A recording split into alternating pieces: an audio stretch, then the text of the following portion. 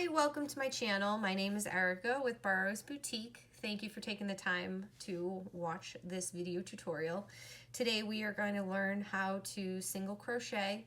It's a very basic but common stitch used quite often, and it's always a good place to start because it is a good foundation for many of your other stitches. So here I have size 4 weighted yarn. I believe it's just acrylic. It's just some scrap I had lying around. And I'm going to use a 6.5 millimeter hook. This yarn usually calls for smaller sized hooks, but 6.5 is my go-to. A little tip is to always size up on your hooks if you are having trouble with your tension being too tight. I tend to crochet really tightly, so I almost always size up to my 6.5. So let's get started. So the first thing we're going to do is we're going to do a slip knot. The way that you do that is you're going to cross your yarn like this, and then you're going to just pull your tail through. Take your hook, tighten it, and now we've got a little slip knot. Now we're going to create a chain of 15. If you don't know how to chain, we're going to start with your slip knot on your hook. You're going to yarn over and you're going to pull through. So yarn over, pull through. If it takes you a few minutes or even a few hours to get the chain down, don't feel bad, as it took me, sadly, 2 hours. But look at me now. All right, so 1, 2, 3, 4, 5, 6, 7, 8, 9, 10, 11, 12, 13, 14, 15. All right, so you can see we've got 15 chains here. And what we're going to do to start with our single crochet is we're going to crochet into the second chain from the hook. So not this chain here.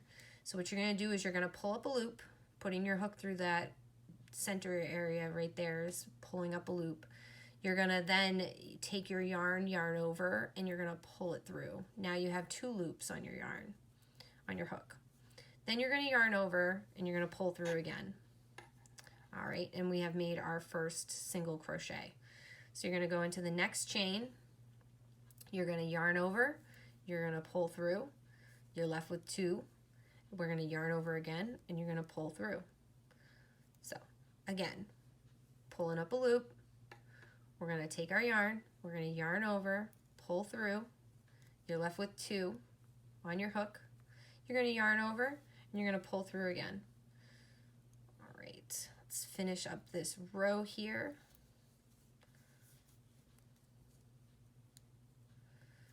I find it's a little difficult sometimes to work with small chains. If you're a little fumbly, I wouldn't worry about it.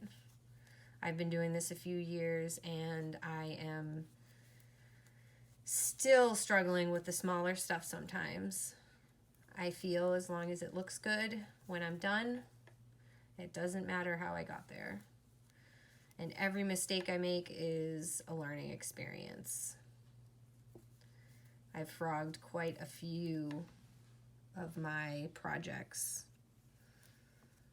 So don't get frustrated and don't beat yourself up. All right, so we're coming to the end. We've got 2 chains left.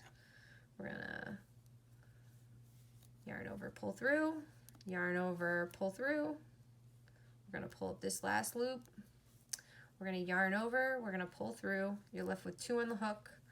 Yarn over, pull through. Now you can see here we've got 14 single crochets. 1, 2, 3, 4, 5, 6, 7, 8, 9, 10, 11, 12, 13, 14. You can always count them. I try to count the V's on the top as opposed to the posts on the single crochet. You can count posts, but since they're so small, I find that it's a little bit more difficult. Now, if I wanted to make another row, I'm going to turn my work. I'm going to chain 1. You always start your rows for single crochets with a chain 1, unless told otherwise. We're going to put our hook right in there under the first V.